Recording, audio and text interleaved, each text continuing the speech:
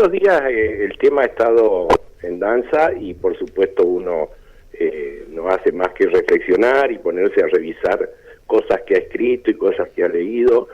Y bueno, pasa lo que nosotros venimos pronosticando desde hace muchísimo tiempo, ¿no? El cambio climático era algo que durante muchos años se negó, luego se empezó a hacer un reconocimiento y a hacerse algunos tratados internacionales que nunca se respetaron, y hoy estamos viviendo las consecuencias.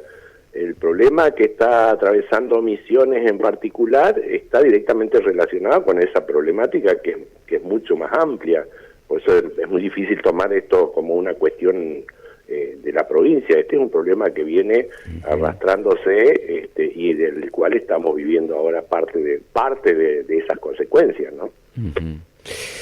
No obstante, fíjate vos que los grandes países que producen toda esta contaminación hasta niegan la existencia de esta situación del calentamiento global. Lo tenías a Estados Unidos con Trump negando esto, los acuerdos de París, en pos, yo digo, ¿no? En pos del consumismo, digo, ¿no? Y entramos en otra historia también, en otro planteo hasta filosófico ideológico, si se quiere, ¿no? Porque es con tal de producir y hay que ir a ese hombre sinónimo de producto. Tal cual, hay una relación directa con un modelo productivo, extractivista. Nosotros anoche estuvimos en un conversatorio donde participamos como integrantes de la mesa No Las Represas, en el marco de una campaña que le llamamos la campaña plurinacional en defensa del agua, justamente, ¿no? Y le decimos la otra campaña porque es la que normalmente no se discute en la política.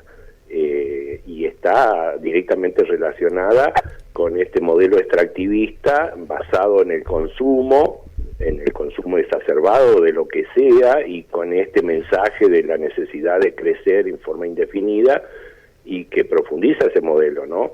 Entonces, el debate en serio, el debate del futuro de nuestros hijos, de nuestros nietos, esto que vos decías que establece las Naciones Unidas, que lo viene diciendo ya hace mucho tiempo, ese va quedando siempre de lado, ¿no? Y bueno, y lamentablemente vamos viendo las consecuencias de ese modelo, y seguimos sin discutirlo. Por eso justamente hablamos de la otra campaña, ¿no? De un grupo la verdad que somos muchísimos en todo el país, que estamos trabajando en distintas problemáticas ambientales y todas atravesadas por el problema del agua, desde la megaminería, los agrotóxicos, la contaminación del río, las represas, hoy la discusión de una hidrovía que para nosotros no es una hidrovía, sino que es un río maltratado, que las consecuencias son también desastrosas, ¿no? Así que lamentablemente tampoco hay, no se ha avanzado en tratados internacionales. Hoy nosotros estamos pendientes de que Brasil nos libere un poco de agua para ver si podemos sobrevivir. Es patético, ¿no?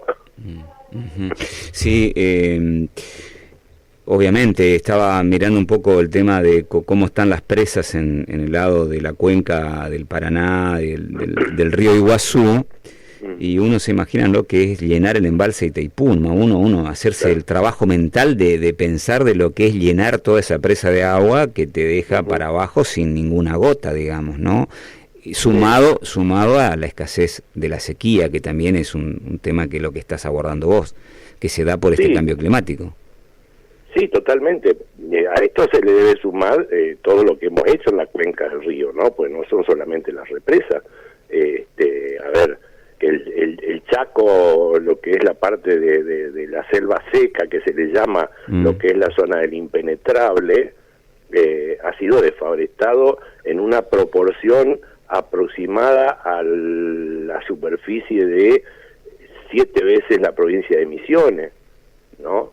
O 6 veces la provincia de Misiones. El desastre que se ha hecho en el Amazonas, la destrucción de la selva, el represamiento de los ríos, en fin, todo eso ha ido haciendo de que los regímenes de lluvia y los regímenes de sequía se prolonguen en el tiempo, y y ya es muy difícil prever lo que pueda pasar, ¿no? Eduardo, sí. se ha agotado el tema del debate en la provincia de Misiones con respecto a las presas sí, presas no. Yo leía en un artículo que hablaba sobre esta situación de sequías en el río Paraná, una persona que escribió dando su opinión sobre insisto, no maltratar y no cargar negativamente sobre las presas, que si hubiese existido la presa Corpus esto podía regular toda esta situación, es decir, quedó como una cuestión muy negativa de las represas, de todo el daño que hace, siendo para este autor, que no recuerdo el apellido, siendo para este autor, sin lugar a dudas, y para muchos que piensan como ese autor, que la energía más limpia que genera menos contaminación es el agua, ¿no? En materia energética hablo, Eduardo.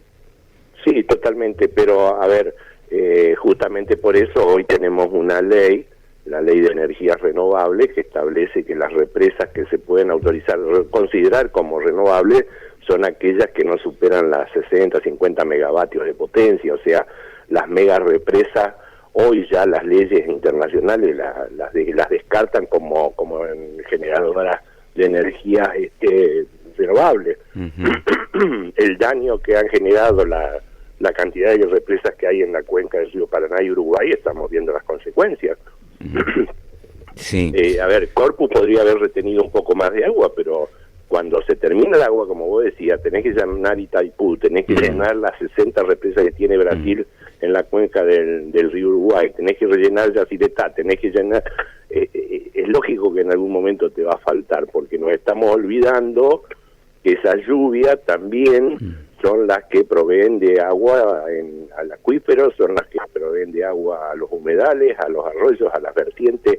Es decir, el proceso de recuperación, si comenzara un régimen normal de lluvia, va a ser también muy prolongado, porque todo eso que yo te estoy nombrando se tiene que volver a llenar para que el río tome un cauce habitual. Entonces, hemos roto los sistemas naturales, y es lo que estamos padeciendo. Es decir, la sequía la hubiésemos padecido lo mismo porque el cambio climático existe. Claro. Sí. Pero tendríamos un río trabajando, funcionando en forma mucho más natural, digamos. Vos sabés que la falta de previsión también de las gestiones de gobierno, ¿no? ¿En qué sentido, Eduardo? Infraestructura, porque todo esto era previsible, todos sabemos. Hoy nosotros tenemos un Ministerio de Cambio Climático, tenemos un Ministerio de Ecología, tenemos un Ministerio de Energía, y todos saben que esto iba a pasar. Entonces se tendrían que haber tomado las precauciones, primero para evitar lo que pase. Bueno, era imposible, porque no depende solo de nosotros. Por lo menos pensemos en cuáles van a ser los paliativos. En nada, José Luis, por eso te digo, es falta de previsibilidad, es decir, falta de previsión.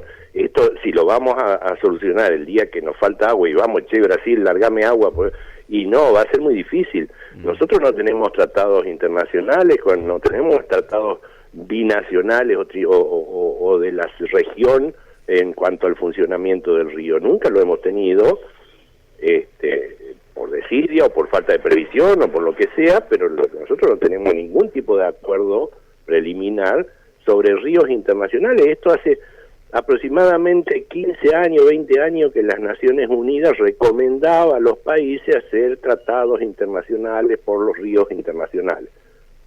Nosotros nunca lo hicimos, entonces hoy tenemos las consecuencias. ¿Por qué? Porque tenemos que mendigarle a Brasil que nos libere un poco de agua. Esto tendría que ser un funcionamiento mucho más aceitado, es una cuestión de cancillería, de debate internacional, donde tienen que hacerse las cosas previendo a futuro. Y hay que hacerlas urgentes porque la situación se va a ir complejizando cada vez más. Y aparte, tampoco se está respetando lo que dice nuestra Constitución. Por eso digo que hay una responsabilidad de las administraciones.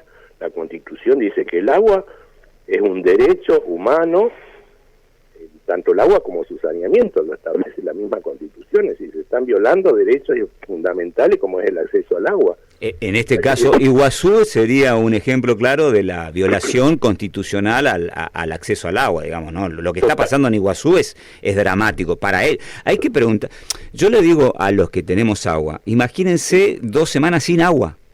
No, pero aparte es un atentado contra la salud.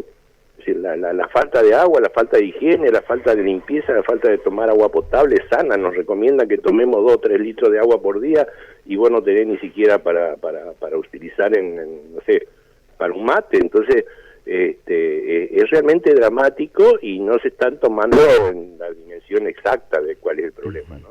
Bueno, seguramente seguiremos charlando, Eduardo, sobre este tema porque, insisto, vienen anunciándose situaciones muy, muy complejas. Fíjate vos que el panorama que presenta este informe de estos independentistas expertos sobre cambio climático, hablan de escasez de agua. Fíjate vos, hablan de escasez de agua, algo que estamos por lo menos avisorando aquí en nuestra región. Hambre, enfermedades, extinción de especies, éxodos.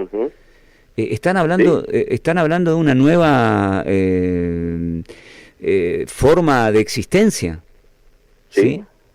Yo hace mucho tiempo que vengo planteando estas cosas. En algunos medios me han dicho de que mi discurso es un poco apocalíptico, ¿no? Pero mi mensaje va en ese sentido. Y no es porque yo diga quiero que suceda, todo lo contrario, quiero que despertemos, quiero que la ciudadanía se dé cuenta que a este ritmo no podemos seguir avanzando porque está en riesgo incluso la subsistencia de nuestra especie. Bueno. Eso es lo que está diciendo las Naciones Unidas. 420 millones de personas sufrirán olas de calor extremas si el calentamiento del planeta supera los 2 grados centígrados de lo que ya es límite. El hambre afectaría a 80 millones de personas. Lo peor está por llegar y afectará las vidas de nuestros hijos y nuestros nietos. Y se empieza a dar, por suerte, estos espacios que yo te mencionaba, como es la campaña plurinacional por el agua. Hay cada vez más movilización de sectores de la ciudadanía, sobre todo gente joven, ¿no? Hay un ejemplo que siempre pone un amigo, Juancito Yajian, un doctor ambientalista que siempre ha sido un colaborador de la mesa de no a las represas. Nuestro organismo, el 70% de nuestro cuerpo es agua. Todo lo que nos rodea es agua, el 70% es agua. Si nosotros no la cuidamos, los que estamos en riesgo somos nosotros. Por otro lado, él dice, la cantidad de agua en el planeta es siempre la misma. El tema es ver dónde está el agua y en qué calidad también, y en qué condiciones. Ese es otro problema, la estamos contaminando permanentemente. Es decir, y eso trae como aparejado que nuestra calidad de vida va disminuyendo.